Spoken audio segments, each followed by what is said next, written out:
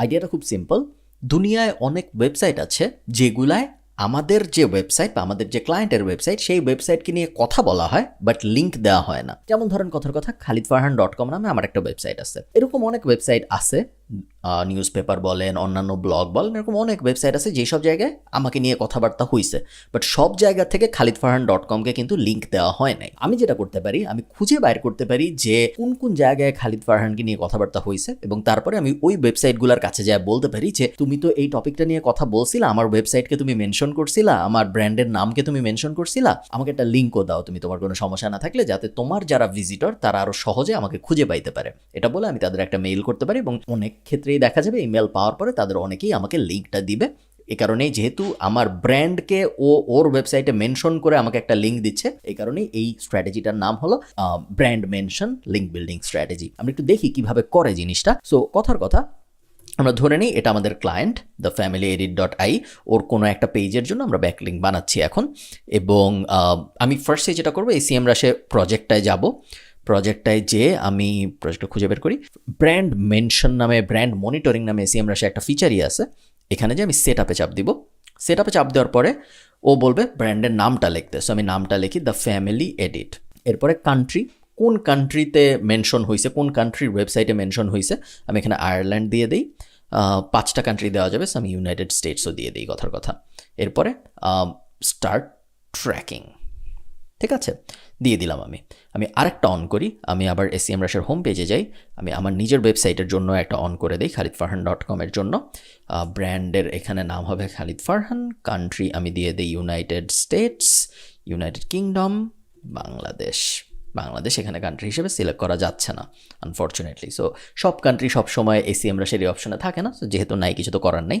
Start tracking, ঠিক আছে। So আমি এই দুইটা ট্র্যাকার অন করলাম, এবং আমাদের আইডিয়া খুব সিম্পল।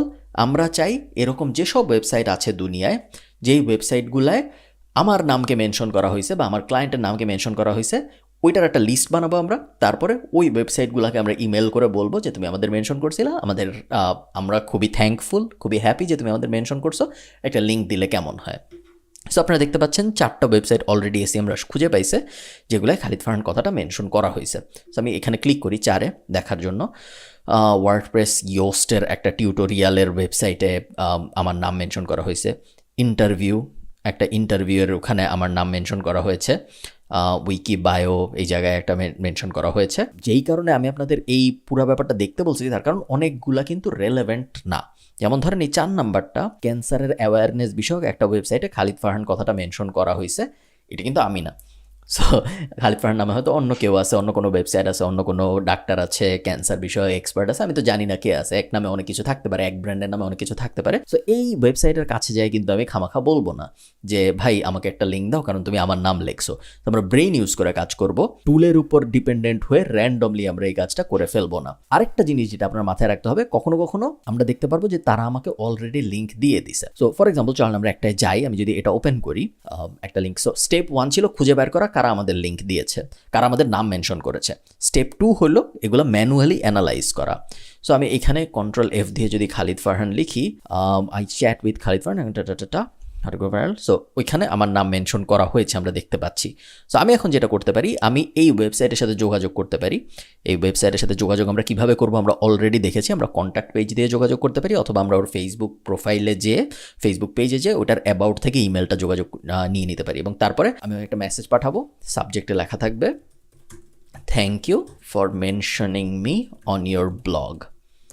এরপর বডিতে লেখা থাকবে হাই অমুক, thank you for mentioning my name on this page of your website. এরপর আমি পেজের লিঙ্কটা দিয়ে দিব, তারপর বলবো I noticed that you didn't link to me, which would probably be more helpful for your readers. Would you mind linking? I will really appreciate it. No worries if not. Great blog by the way. Thanks Khalid. Exactly এই মেইলে আপনি লিখবেন না অবশ্যই, আমি just আপনাকে একটা sample demo দেখাচ্ছি। আপনি আপনার মতো করে মেইল লিখবেন, কীরকম মেসেজ আপনি পাঠান ওটার উপর ডিপেন্ড করে আপনার সাকসেস রেট বাড়তেও পারে কমতেও পারে, আপনি যদি বোরিং কোনো একটা ইমেল পাঠান যেটা ওরা রেসপন্ড করতে চাবে না। সো এই জিনিস আমি প্রত্যেক সপ্তাহে করব আমার ক্লায়েন্টের জন্য, কারণ প্রত্যেক সপ্তাহে নতুন নতুন ওয়েবসাইট আমাদেরকে মেনশন করবে, আমাদের ব্র্যান্ডের নাম নতুন নতুন ওয়েবসাইট নিবে। সো আমরা প্রত্যেক সপ্তাহে এসিএম রাশে আসবো, এসিএম রাশে এসে আমরা দেখব এই নাম্বারটা বেড়েছে নাকি কমেনি। সো এখন আমি জানি 4টা, আমি আবার আগামী সপ্তাহে এসে দেখবো যে 4টার জায়গায় 6টা হয়েছে নাকি, বা 10টা হয়েছে নাকি, বা 15টা হয়েছে নাকি। ওই এক্সট্রাগুলোকে আমি ইমেল করবো। এই কন্টিনিউয়াস প্রসেসটা চলতে থাকবে যতদিন পর্যন্ত আমি আমার ক্লায়েন্টের জন্য এসিওর কাজ করব। এবং এভাবে আমি যদি 200, 300, 400 ইমেল পাঠাই, খুব ইজিলি ব্র্যান্ড মেনশনের মাধ্যমে আমরা 5, 10, 15টা লিঙ্ক পেয়ে যেতে পারি। এগেইন ভালো ব্যাপার হইল এটার জন্য আমাদের কোনো কন্টেন্ট লিখতে হচ্ছে না, অলরেডি একটা ওয়েবসাইট আমাদের নিয়ে কথাবার্তা বলতেছে, আমরা জাস্ট যাই বলতেছি যে ভাই তুমি আমাকে নিয়ে কথাবার্তা অলরেডি বলতেইছিলা, এখন আমাকে জাস্ট একটা লিঙ্ক দাও তোমার ওই এক্সিস্টিং কথাবার্তার মধ্যে থেকে। সো তার জন্য তেমন কোনো প্রেশার না, আমাদের জন্য তেমন কোনো প্রেশার না। এখন এইটাকে আপনি আপনার মার্কেটিং স্কিল ব্যবহার করে এখন আমি যেই পার্টটুকের কথা বলবো, এই পার্টটুক নিয়ে খুব বেশি আলোচনা হয় না এসইও সমাজে, এবং বেশিরভাগ মানুষ এই অ্যাডভান্স স্ট্র্যাটেজিগুলো ইউজ করে না। আপনি দেখেন, আপনি অলরেডি জানেন ব্রোকেন লিঙ্ক বিল্ডিং কী জিনিস, আপনি জানেন গেস্ট পোস্টিং কী জিনিস, এখন আপনি এটাও জানেন যে রিসোর্স পেজ লিঙ্ক বিল্ডিং কী জিনিস। এখন আপনি চাইলে এই স্ট্র্যাটেজিগুলো মিক্স অ্যান্ড ম্যাচ করা শুরু করতে পারেন। মিক্স অ্যান্ড ম্যাচ করা বলতে আসলে কি বোঝায়? আমি জানি যে ব্র্যান্ড মেনশন ব্যাকলিঙ্ক স্ট্র্যাটেজি বলে একটা স্ট্র্যাটেজি আছে, যেটা আমরা আজকে শিখলাম। এখন আমি যেটা করতে পারি, যেই ব্র্যান্ডগুলা বা যেই ওয়েবসাইটগুলো আমাদেরকে মেনশন করেছে, ওই ওয়েবসাইটগুলোর কাছে যে এই ইমেল না পাঠায় আমরা ওই ওয়েবসাইটে কী কী 404 এরর আছে এটা চেক করতে পারি। তারপরে ওদের আমি বলতে পারি যে তোমার ওয়েবসাইটে আমি এই 404 এররের লিস্ট পেয়েছি, এবং তারপরে আমি বলতে পারি আমি দেখছি তুমি অলরেডি আমাকে এক জায়গায় মেনশন করছো, তুমি কি আমাকে একটা লিঙ্ক দিবা নাকি। সো ওই সাইকোলজিক্যাল থ্যাংক ইউ, ও যখন থ্যাংক ইউ বলে রিপ্লাই দিবে, তার বদলে আমি গেস্ট পোস্ট না চেয়ে, রিসোর্স পেজ না চেয়ে, আমি অলরেডি শুধু তাদের 404ই চেক করব যারা আমাকে ব্র্যান্ড মেনশন করছে, এবং তারপরে আমি তাদেরকে বলবো যে ও ইউর ওয়েলকাম, কোনো সমস্যা নেই, আমি তোমাকে হেল্প করতে পেরে খুশি। বাই দ্য ওয়ে, আমি দেখলাম তুমি আমার ব্র্যান্ডকেও মেনশন করছো, would you mind linking to me. এটারও কিন্তু একটা কুইক হ্যাক, যেটা দিয়ে আপনি খুব আপনার সাকসেস স্কোরটা আরেকটু বাড়ায় ফেলতে পারেন, আপনার ব্যাকলিঙ্ক পাওয়ার সম্ভাবনা আরও 3-4 গুণ বাড়ায় ফেলতে পারেন। সেভাবে আপনি একটু চিন্তা করবেন আপনার এন্ডে যে ব্যাকলিঙ্ক স্ট্র্যাটেজিগুলো ইন্ডিভিজুয়ালিও কাজ করে, বাট আমি কীভাবে মিক্স অ্যান্ড ম্যাচ করতে পারি, এইটার সাথে ওইটা কম্বাইন করে আমি কীভাবে নতুন একটা স্ট্র্যাটেজি বানাতে পারি যেটা নর্মাল স্ট্র্যাটেজি থেকে আরও ভালো কাজ করবে। আমি কীভাবে সাইকোলজিক্যাল এলিমেন্ট অ্যাড করতে পারি। যখনই আপনি ইমেল পাঠাবেন অবশ্যই আপনি 2টা ফলো আপ পাঠাবেন, যেটা আমরা আগের সব জায়গায় শিখেছি।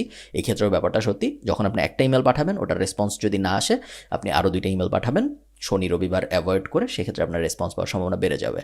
সো ব্র্যান্ড মেনশন ব্যাকলিঙ্ক খুব সহজ একটা স্কিল, বাট খুব এফেক্টিভ হতে পারে যদি আপনি এটাকে সুন্দর করে কম্বাইন করতে পারেন আরও অনেকগুলো ব্র্যান্ডের সাথে।